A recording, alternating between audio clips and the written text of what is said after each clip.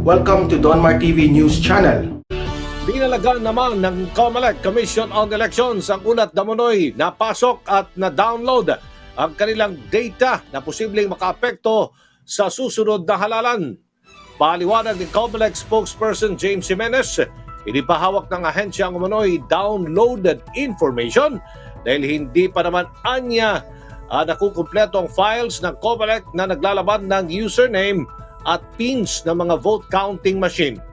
Hinamon tuloy ni Jimenez ang sumulat sa naturang pahayagan na patunayan ang kanilang aligasyon, lalo't posible ito makaapekto sa kredibilidad at integridad ng eleksyon sa bansa. Nakaantabi naman ang Palasyo at Election Watchdog na NAMFREL sa naturang issue. Siyempre, nababahala rin kami. Obviously, we're also worried, no, about this, kung totoo man ito. So, tabayanan lang siguro natin. According to the person that I talked to, who is part of the IT division of COMELEC, it's not true that they were hacked. And in fact, hindi pa nga raw ready yung database. They're still working on it. So, anong i-hack nila? Sabi niya. Itong pag-hack sa COMELEC, hindi ho biro kasi ito. Mahalaga yung mga record na nandyan, kaya dapat hindi yan nakukuha ng kahit sino. Okay? Isa yan sa pag-usapan natin. Pangalawa, ito pong pagbabago ng saligang batas o mas kilalang charter change, CHACHA. Binaril na ng Senado, ayaw ng mga senador. Sa maraming dahilan. Ang lahat ng yan, ating pong pag-usapan at talakayin para po sa kaliwanagan. Una, itong iso may kaugnayan niya sa pag-hack umano na kung sino man dyan sa COMELEC, record ng ating COMELEC dito sa paghahanda sa nalalapit na eleksyon sa Mayo. Ang una po na ginawa ng COMELEC ay tinitingnan pa. Iniimbestigahan daw nila kung totoo ito o hindi. Kasi ang nag-akusa ay private sector na di umano'y nahack. Pero hindi pa malinaw kung totoo or kung ano. Kaya inaalam pa. Pero maganda rito, meron pong assurance ang COMELEC, hindi ganun kadali na mangyari ito. Dahil hindi lang pala ang COMELEC ang nagbabantay. May mga accredited na political party na nagbabantay po dyan sa mga record na yan ng COMELEC. Kaya imposible na makuha ito ng iba nang hindi mamomonitor ito ng COMELEC at saka ng accredited na political party. Kaya nga po ay iniimbestigahan itong issue ito. Ganun pa man, ang mahalaga ay gumagalaw na ang ating gobyerno para ito ay ma-double check kung totoo, para kung totoo malaman kung ano yung mga nakuha at kung hindi naman para malinis. Kasi mahalaga po na huwag mawala ang kredibilidad ng ating eleksyon. Kailangan mataas ang kumpiyansa, both government, private sector, political party at mga botante dahil ito ay general election sa Mayo. So kung ito po ay mapatunayan na wala namang katotohanan, tuloy at magtiwala tayo sa COMELEC. Kung ito naman ay totoong nakuha or nahak talaga at may mga nawala, mahirap yan. Kailangan habulin. Kailangan papanagutin kung sino. Ito ba'y tagalabas or tagaloob ang may kinalaman.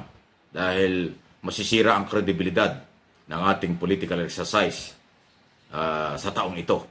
Pero ngayon, ang magandang balita, sinasabi ni Director James Jimenez, wala pang nadidiscover sila na nangyari ito. Pero ongoing na ang investigasyon. At pati yung private sector, mga political party na involved sa pagbabantay, ay gumagawa na rin po ng kaukulang akbang. At kung sino man po ang gumawa nito, makonsensa naman kayo. Napakahalaga ng general election. Presidential hanggang sa local ang posisyong ilalagay natin. Mahigit na 18,000 posisyon ang mababakante sa July or sa June 30. July 1 magsisimula. Kung isasabotahin ito, masisira naman po ang ating bayan. Kung ano ang plano at agenda ng gumawa nito, kung totoo, konsensya na lang po ang ating inihiling. Dapat tamaan kayo niyan para ibalik nyo at huwag nyong gawin. Kasi pagsabotahe sa ekonomiya, pagsabotahe sa demokrasya, pagsabotahe sa karapatan ng individual na Pilipino. Dahil ang eleksyon, taong bayan ang maglalagay kung sino ang karapat-dapat. Kaya dapat hindi mawala yung. Okay? So pwede po kayo mag-react, comment dito po sa issue ito. Samantala, pangalawa na ating pag-usapan ay itong galawan ng PDP Laban o membro ng PDP Laban na si Congressman Dong Gonzales ng 3 Distrito ng Pampanga. Ito na-discuss na natin about charter change o amend ang saligang batas. Pinag-uusapan ito dahil hindi naman pwedeng gawin ito ng mga congressman lang. Kasama dapat ang Senado at dapat kasama ang buong gobyerno. Kasi nga po sa pagbabago ng saligang batas, 3 ang dahilan 3 ang paraan. CONAS, CONCON, or People's Initiative. Ay ang gusto ho ni Congressman ay CONAS, so dapat kasama ang Senado. Ayaw ng mga senador. Majority ng mga senador nagsabi wala ng oras, hindi kailangan natin ito. At ayaw nila ng CONAS. So malabo na mangyari. Yan ang magandang balita. Lalo't higit, merong 3 dahilan na binabanggit dito ang mga senador, especially Senate President Tito Soto. Ano sabi niya? Wala ng panahon. Walang pera para sa plebisito. Kasi ang kailangan niya, plebisito. Tatanungin ng tao kung pabor o hindi sa pagbabago ng batas. Pangatlo, yun yung CONAS, hindi yan ang masusunod. Kailangan mas maraming involved na tao sa pagbabago ng saligang batas. Yung 3 mahalagang yan, nireject na ng Senado. Kaya malabo. Kaya huwag kayong magpanik. Doon sa mga nababahala na ito ay magagalaw, malabo. Pang-4, napakahalaga nito. Ang gusto kasi ng congressman, term limit o yung alisin. Ibig sabihin, term extension, pananatili ng mga nakapwesto mula Pangulo hanggang konsehal, mananatili. Yan ang ayaw din ng mga senador. Kaya malabo talaga. At ayaw din yan ng taong bayan. Hindi ko naman alam kung bakit yan naging panukala, pero idea niya yan pero ngayon pa lang, binaril na. Hinaharangan na ng mga senador. Sabi ni Senador Tito Soto, hindi ganong kadaling makakumbinsi sila.